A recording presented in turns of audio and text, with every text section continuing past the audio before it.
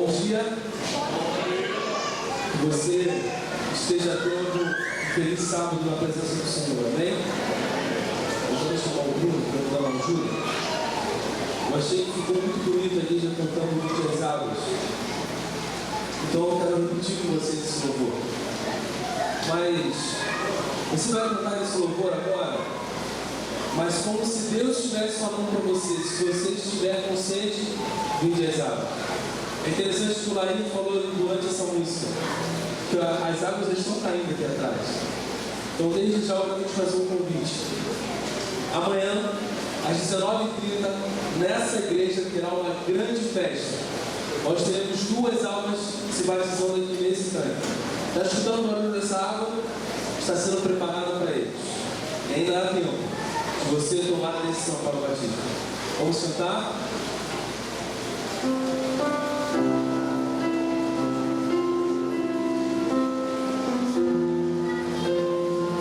Se você tiver com sede, Cristo está disposto a matar a sua sede. Mas uma sede que você nunca mais terá. Vai ser quando você tomar da água dele.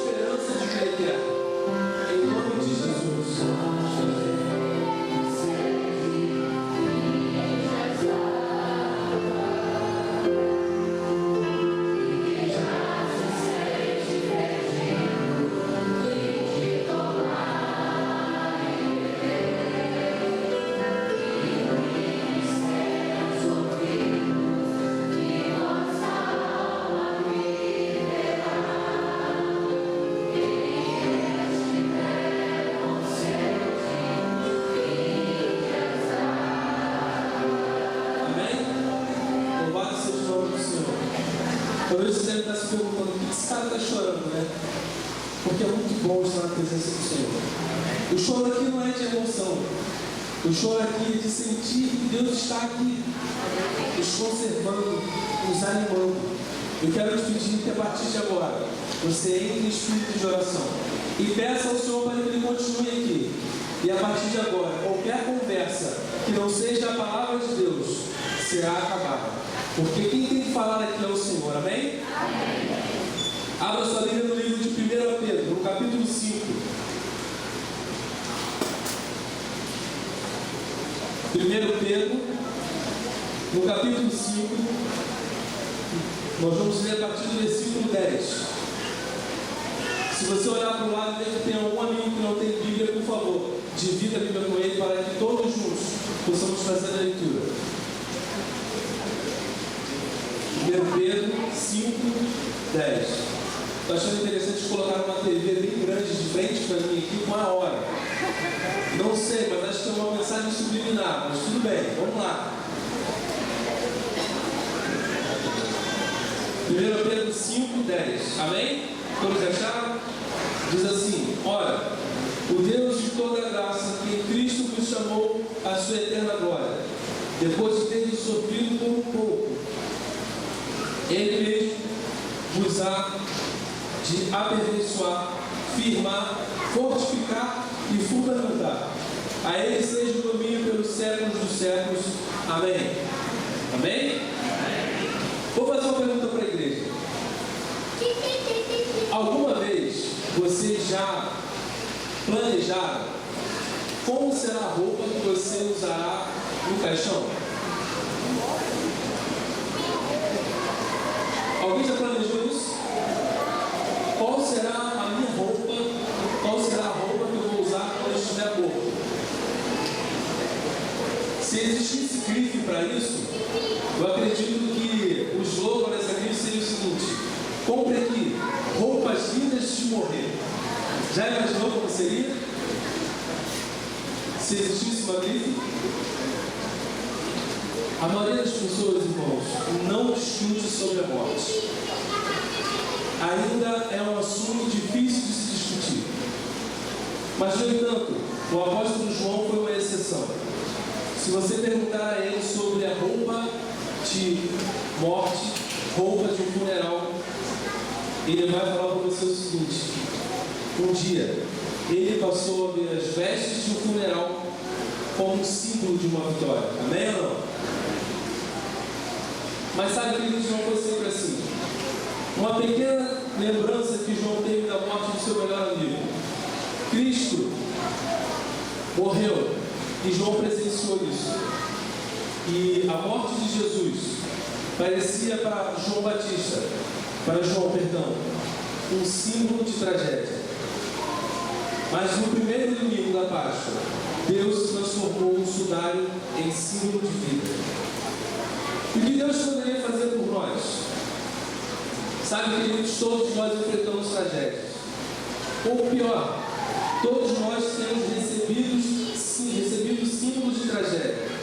Talvez o símbolo de tragédia para você seja um telegrama do departamento de cobrança de um banco. Talvez para você o símbolo de tragédia seja um bracelete de identificação no hospital, ou uma cicatriz, ou até uma ação judicial. A gente não gosta desses tipos de símbolo. A gente não deseja esse tipo de símbolo em nossa vida. Poderia Deus usar tais coisas para algo bom? Será que Deus poderia usar a tragédia para te dar a vitória? Será que Deus pode usar a morte para te dar a vida? No versículo 28 do capítulo de Romanos 8 diz o seguinte: e sabemos que todas as coisas contribuem juntamente para quem? Para o bem daqueles que amam a Deus, daqueles que são chamados por seu decreto. Irmão, será que todas as coisas, a gente pode incluir tumores, exames, cólera, qualquer tipo de enfermidade, desemprego, morte? João diria que sim. João responderia que Deus pode transformar a tragédia em vitória. Só apenas acontece isso se você esperar e assistir. Para provar neste ponto, João cita no capítulo 19 de João, no versículo 38. Abra sua Bíblia. Em João, capítulo 19, versículo 38. Nós vamos ler até o versículo 40. João 19, versículo 38, diz assim, ó: depois disso, José de Arimateia, que era discípulo de Jesus, ainda que ocultamente pelo receio que tinha dos judeus, rogou a Pilatos que lhe permitisse tirar o corpo de Jesus. Pilatos permitiu. Então foi José de Arimateia e retirou o corpo de Jesus. E também Nicodemos, aquele que anteriormente viera ter com Jesus à noite, foi levando cerca de 100 libras de um composto de mirra e aloés. Tomaram, pois, o corpo de Jesus e envolveram em lençóis com aromas, como é de uso entre os judeus, na preparação para o sepulcro. Resultantes durante a vida de Cristo, mas corajosos durante a morte de Cristo, José e Nicodemos foram servir a Jesus. Eles foram enterrá-lo, mas começaram a subir a colina carregando o sudário. Pilatos havia dado a permissão, José de Arimateia havia dado o túmulo e Nicodemos havia trazido fragrâncias e João afirma, irmãos, que Nicodemos trouxe quase 100 libras de mirra e aloés. A importância não está no valor, e sim no fato de tais essências serem tipicamente usadas em apenas funerais dos reis. João também comenta sobre o linho, que para ele representava um quadro de tragédia. Uma vez que as vestes de funeral, o túmulo, simbolizavam para João o término da pregação de Jesus. Mas a esperança teve fim. Acabou tudo ainda para João, quando de repente, se ele vivesse nos dias de hoje, e chegou o carro funeral e falou assim: eu vim buscar o corpo de Jesus para levar para o túmulo. O sudário, para João, simbolizou naquele instante uma grande tragédia. Mas poderia ter havido tragédia maior para João do que a morte de Jesus? Irmãos, durante 3 anos João havia dado as costas para a sua carreira e decidiu seguir a Jesus. No início da semana, João havia participado da parada quando Jesus e seus discípulos entraram em Jerusalém. Sabe, as pessoas que chamavam Jesus de rei, quando Jesus entrou em Jerusalém, na sexta-feira, pediram a morte de Jesus. Esses vinhos eram um lembrete tangível de que seu amigo e seu futuro estavam envoltos em panos e trancados atrás de uma rocha. Naquela sexta-feira, João não sabia o que nós sabemos. Ele não sabia que a tragédia da sexta-feira seria uma vitória no domingo. João confessou mais tarde o seguinte: ainda não sabiam a escritura que diz que era necessário que ressuscitasse dos mortos. É por isso que a atitude de descansar no sábado foi tão importante. Até nisso Deus pensou. Nada sabemos como foi a vida dos discípulos. Não existe passagem para ler, nenhum conhecimento a compartilhar, porque não diz nada. A única coisa que nós sabemos é: quando chegou o domingo, João ainda estava presente. Quando Maria Madalena veio procurá-la, ela encontrou. Querido, Jesus estava morto. O corpo do mestre estava servido. O amigo de João, o futuro de João estava enterrado. Mas uma pergunta que eu ia fazer: por que o João não saiu de lá? Por que João não saiu do lado do túmulo? Será que João estaria esperando a ressurreição? Não. Pelo que ele sabia, pelo que ele imaginava, os lábios haviam sido eternamente silenciados e as mãos eternamente paradas, não ia ter mais nada. João não estava à espera de uma surpresa no domingo. Mas então, por que João estava lá? Certo seria pensar que João teria saído. Quem garantia que o homem que crucificou Jesus não viria atrás dele também? A multidão ficou satisfeita com a crucificação. Os líderes religiosos poderiam ter pedido mais. Assim sendo, por que João não saiu da cidade? Talvez a resposta fosse pragmática. Talvez ele estivesse tomando conta da mãe de Jesus, por exemplo. Quem sabe não tinha outro lugar para ir. Ou várias outras coisas. Talvez João não tivesse dinheiro para sair daquele local. não estivesse emocionalmente pronto para sair dali, ou estava sem disposição, ou até mesmo sem direção. Mas talvez João tenha ficado pelo simples fato de amar Jesus. Para alguns, Jesus era uma pessoa que fazia milagres. Naquela época, para outros, Jesus era apenas um mestre. Para outros tantos, Jesus era a esperança de Israel. Mas para João, queridos, Jesus era isso tudo e um pouco mais. Para João, Jesus era um amigo. Não se abandonou no amigo, nem mesmo quando ele morre. João ficou perto de Jesus até quando ele estava morto, porque esse era o seu alvo. Ele estava perto de Jesus no cenário. Ele estava perto de Jesus no jardim do Getsemane. Ele estava aos pés da cruz durante a crucificação. Ele estava a alguns passos da sepultura do mesmo. Será que ele entendia Jesus? Ele estava satisfeito e feliz com o que estava acontecendo? Mas ele abandonou Jesus? Não. E nós? O que nós fazemos quando estamos na mesma situação que João? Quando você se encontra em uma tragédia de ontem e o triunfo de amanhã, qual é o seu comportamento? Qual é a sua atitude? Você abandona Deus ou permanece do seu lado? João escolheu permanecer. E porque ele permaneceu no sábado, ele estava perto do domingo para ver o milagre. Maria disse: levaram o Senhor do sepulcro e não sabemos onde o puseram. O livro de João, capítulo 20, diz o seguinte: então Pedro saiu com outro discípulo e foram ao sepulcro. Os dois corriam juntos, mas o outro discípulo correu mais apressadamente do que Pedro e chegou primeiro ao sepulcro. E abaixando-se, viu no chão os lençóis, todavia não entrou. Chegou, pois, Simão Pedro, que o seguia, e entrou no sepulcro e viu no chão os lençóis e o lenço, e viu que o lenço que tinha estado sobre a cabeça de Jesus não estava com os lençóis, mas enrolado num lugar à parte. Então também entrou o outro discípulo, e chegaram primeiro no sepulcro, e viu e creu. Amados, no amanhecer daquele domingo, Pedro e João receberam a notícia, levaram o corpo de Jesus.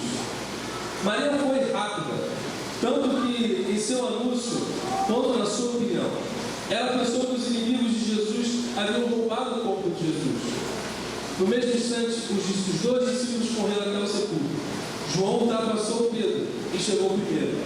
O que viu foi algo tão atordoante que o deixou exaustivo na porta. Mas o que ele viu? Ele viu os lençóis. Viu também que o lenço que tinha estado sobre a cabeça de Jesus não estava com os lençóis, mas enrolado num lugar à parte. Ele viu, João viu o lenço enrolado. O original do grego proporciona uma útil percepção aqui. João emprega o termo enrolado. Este lenço do funeral não havia sido tirado da cabeça e lançado fora. Ele estava enrolado cuidadosamente em um lugar à parte. Mas como era possível isso acontecer? Se os inimigos tivessem removido o corpo, não teriam levado também as vestes do funeral? Será que quem fosse resgatar o corpo de Jesus não ia levar tudo?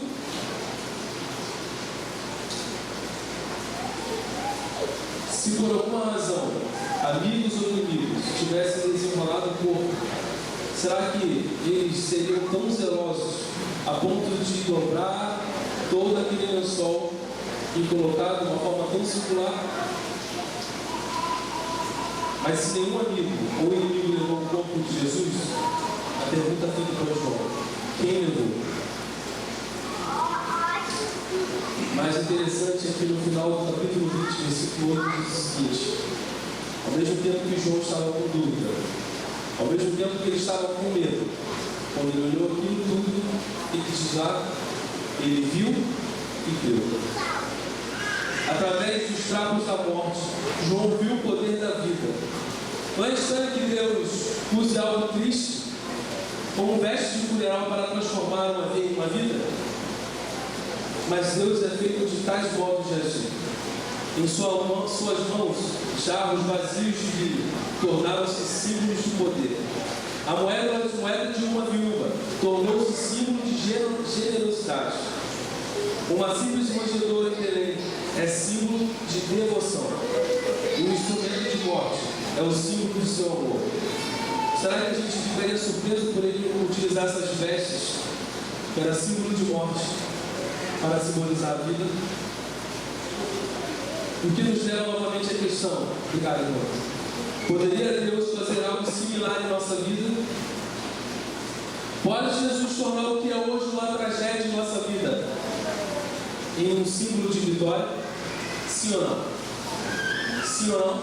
Sim. Sabe? Em novembro de 2015 eu estive nessa igreja, um sábado pregando aqui. E falei sobre o livro de Ezequias. Alguém lembra disso? Passou-se o domingo, passou-se a segunda e na terça-feira, dia 23 de novembro de 2015. Essa data vai ficar guardada na minha cabeça e no meu coração pro resto da minha vida, até a volta de Jesus. Eu estava trabalhando na correria e quando... Faz um fundo musical para mim, por favor. E quando eu recebi uma ligação da minha esposa, ela falou: amor, o médico não está conseguindo ouvir o coração do bebê. Eu falei para ela: calma, eu estou indo para ele. A todo instante meu coração ficava: Senhor, e agora? Como vai ser? Se eu chegar lá e o filho estiver morto, como vai ser? O que eu vou falar para minha esposa, Pai? Toda a confiança que eu tenho no Senhor, onde eu vou colocar? Mas, apesar de sentir o medo da morte, eu ainda tinha esperança de saber que meu filho estava vivo. Quando eu cheguei, minha sogra veio me receber. E quando eu olhei minha sogra, mais ou menos uns 10 metros de mim, o olhar dela já disse tudo para mim. Eu falei: não é possível, Senhor. Não é possível, porque eu fiz tudo certo, Pai. Eu namorei da forma correta. Eu fiquei noivo. Eu casei. E o Senhor agora vai permitir que isso aconteça na minha vida. Por que essa tragédia na minha vida, Pai?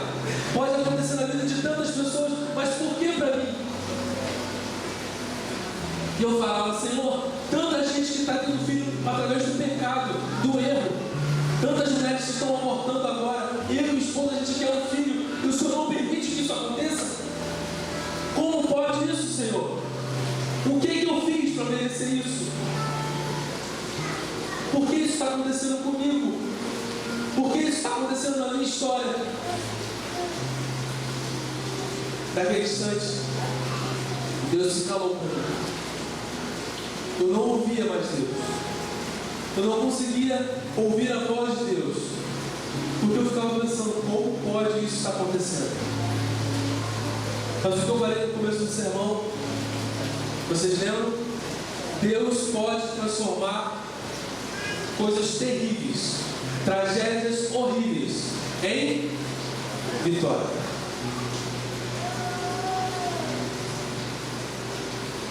E durante 4 meses, de novembro para cá, a minha vida tem sido perguntas, questionamentos.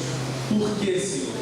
Aí você vai me perguntar: mas Estevão, o verdadeiro cristão não pergunta por quê, mas sim para quê? Muito pelo contrário. Cristo perguntou por quê. Então eu posso também perguntar: por que, Senhor, o Senhor está fazendo isso comigo? Por que, Senhor, o Senhor está permitindo essa tragédia na minha vida? Talvez você hoje esteja passando por uma tragédia, ou parecida com a minha, ou talvez até pior. E você deve estar se perguntando agora: por que, Senhor, isso está acontecendo comigo? Por que isso está acontecendo com a minha vida? Eu estou fazendo tudo certo e nada está acontecendo da forma correta. Por que, Senhor? Por quê? Talvez você esteja falando assim: Senhor, Eu abandonei o meu emprego por causa do sábado. E estou aqui desempregado agora. E agora, Senhor? O que vai ser da minha família?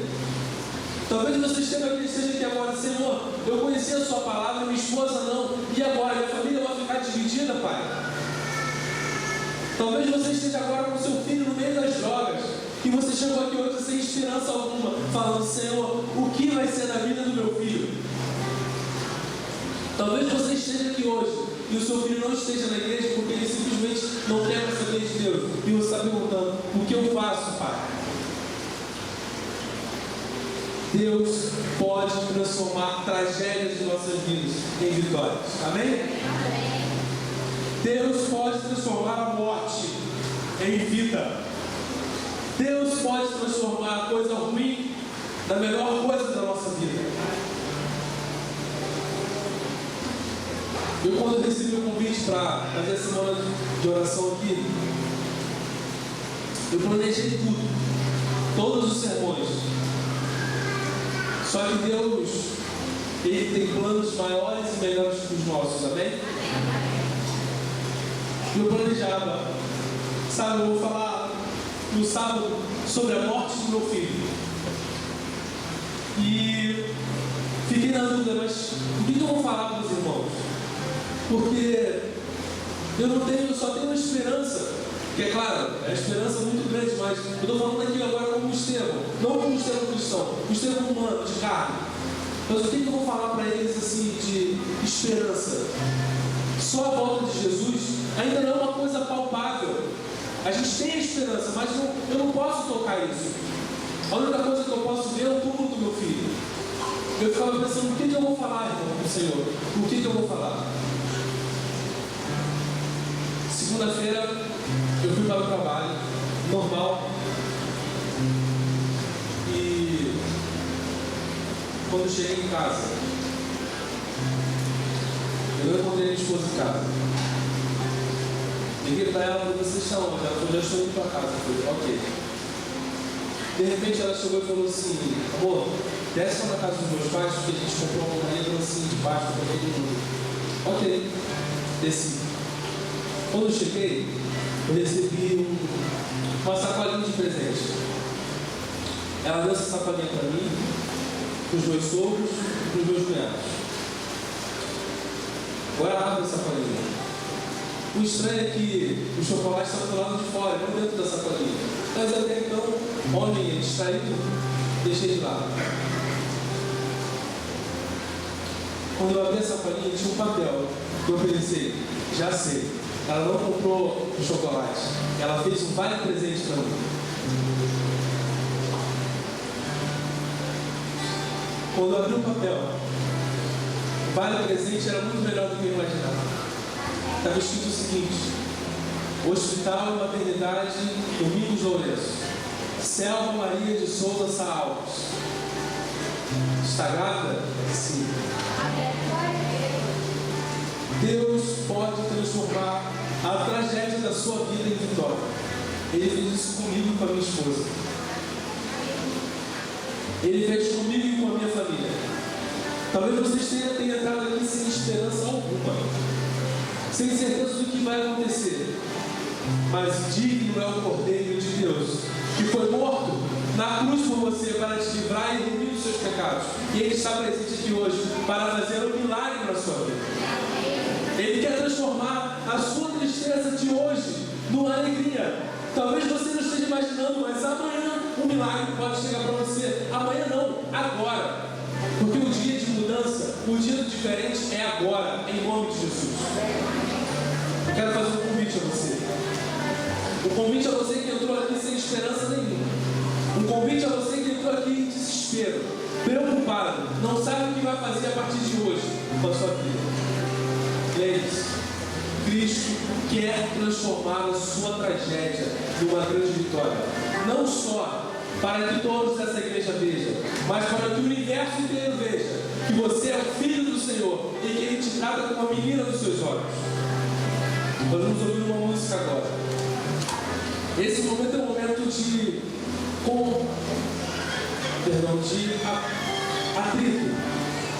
Muitas vezes você quer tomar a decisão para o batismo, você quer tomar a decisão mas os problemas te atrapalham. Então eu venho te pedir, feche os seus olhos e fala: Senhor, eu sozinho não vou conseguir aceitar o seu chamado. Você aceitando o chamado do Senhor, eu quero te convidar para vir aqui à frente, para nós orarmos juntos, e para pedir ao Senhor que Ele transforme a sua tragédia de hoje numa vitória. Que Deus possa te abençoar.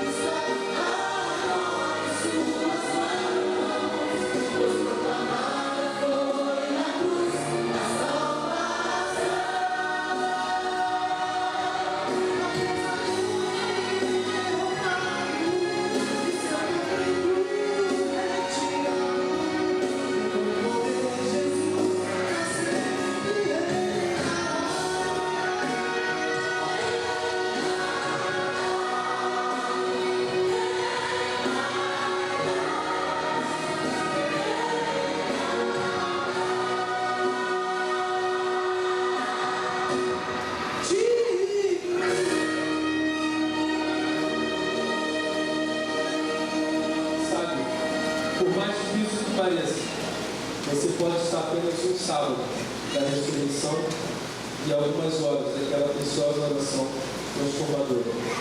Senhor, quisesse me destruir, Deus tem feito coisas maravilhosas por você. Talvez agora, até agora, você tenha apenas enxergado tragédias. Talvez até agora você só tenha enxergado tristezas, lutas. Mas se você continuar firme, da mesma forma que João ficou, se você continuar próximo ao Senhor, da mesma forma que João ficou, você poderá ver a vitória. Você poderá ver a grande tragédia na sua vida se transformar em vitória no nome de Jesus. Vamos ficar de pé, vamos falar com o Senhor mais uma vez.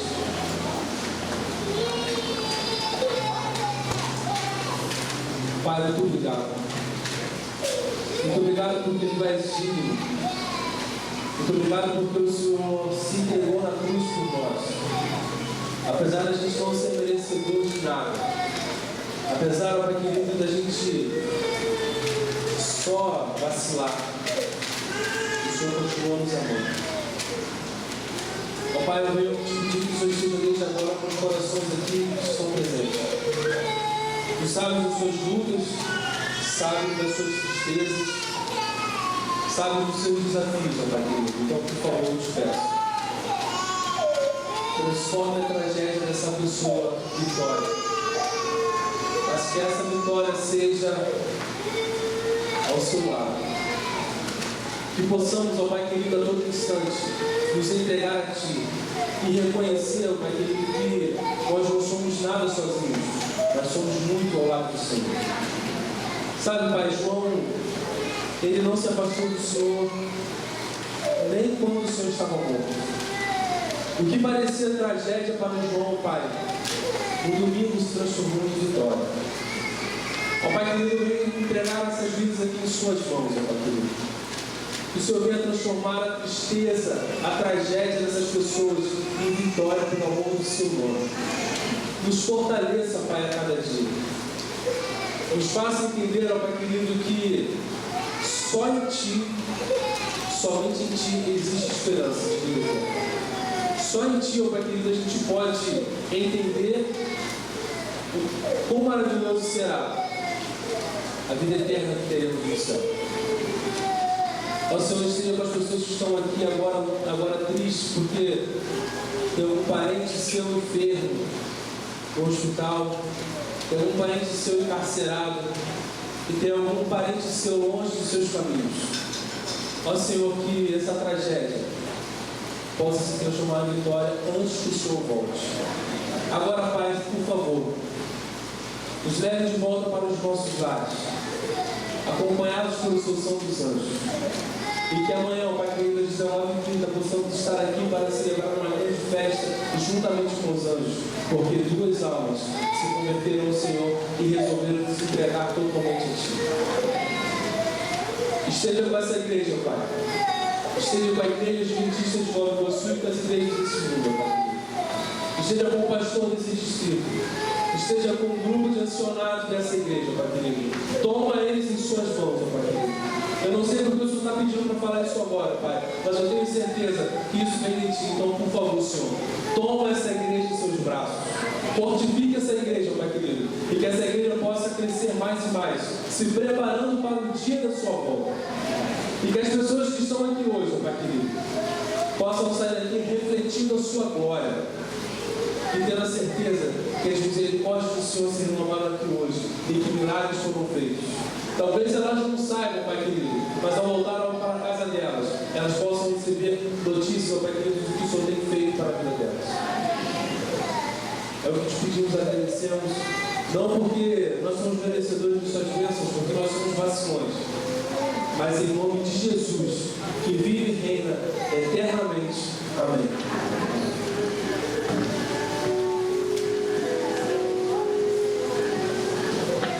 Vamos louvar meu refúgio para a saída dos componentes da plataforma.